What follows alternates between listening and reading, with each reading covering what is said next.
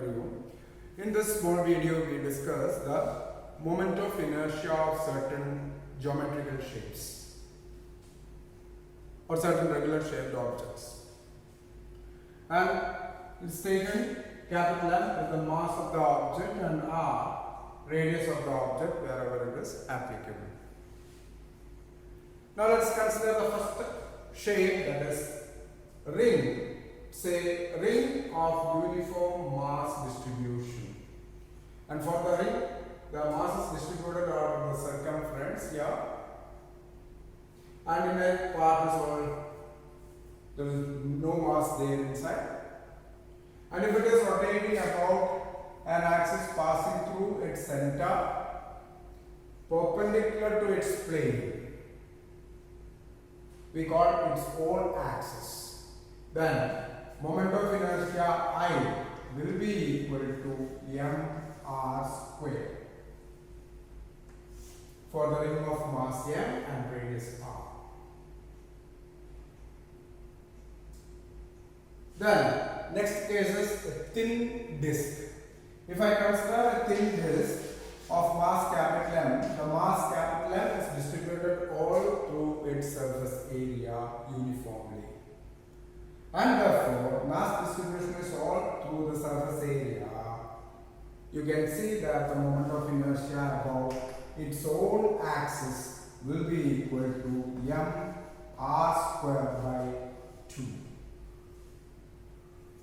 less than that of the ring, because in the ring all mass m is distributed on the circumference, and that means that far away from the axis, therefore moment of inertia is greater. Okay. Now let us assume that solid sphere, a sphere with the mass inside, fully filled with mass. Then the moment of inertia of the solid sphere about its own, we cannot say its own axis, let us say the diameter axis I am defining. Then for the solid sphere, the moment of inertia I will be equal to 2 by 5 mr square. And if I assume a spherical shell, so what's a spherical shell? Let us see that it's a sphere with no mass inside. Okay?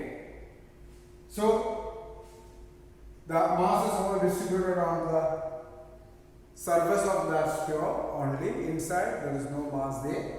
So if that type of spherical shell is rotating about a diameter axis, the moment of inertia I will be equal to 2 by 3 mr square it is. Here it is 2 by 5, here it is 2 by 3 mr square. And lastly, the case we are taking a thin long rod of length L rotating about a bisecting axis perpendicular to its plane of rotation. Then the moment of inertia about that axis will be equal to m into L square by 12 L's. So these are the values you are supposed to keep in mind for solving problems from this part. Now apart from this, there can be problems related to a hollow cylinder and also a solid cylinder, rolling and all that. So when it comes for that, then you will be finding the moment of inertia of those parts also. So how to find out that? Let us see. So let us consider the hollow cylinder first. If it is a hollow cylinder I can draw like this. Okay. Hollow cylinder of mass m and radius r rotating about its axis. Okay. What is the moment of inertia of this hollow cylinder? about this axis. To find that, we'll be using the formula for ring by assuming this hollow cylinder to be divided into many thin rings coaxially. And let us consider one such ring of mass dm and its radius is capital R. Therefore, its moment of inertia of that small mass dm can be taken as r square into dm, comparing with this equation. And therefore, the total moment of inertia of the hollow cylinder will be equal to integral di, that's equal to integral r square dm from mass varying from 0 to capital M, the whole mass of the cylinder. And as I do the integration, I will be getting that I is equal to r square into integral dm from 0 to the whole mass. That means I equal to again m r square. So moment of inertia of the hollow cylinder and moment of inertia of the ring about its own axis is found to be of same that mr square is. So from this process you understood why the equations are coming in that way. Alright. Now suppose you consider a solid cylinder. Okay. I am considering solid cylinder. If I assume solid cylinder rotating about its axis,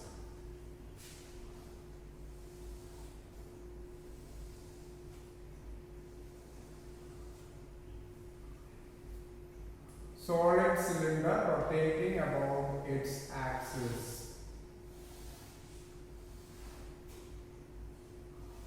Okay.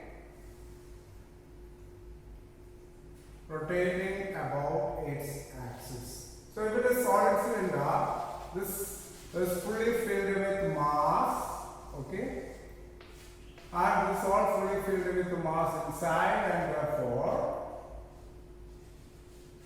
you see this one rotating about. So if I divide the solid cylinder into small portions about the axis, see this. Okay.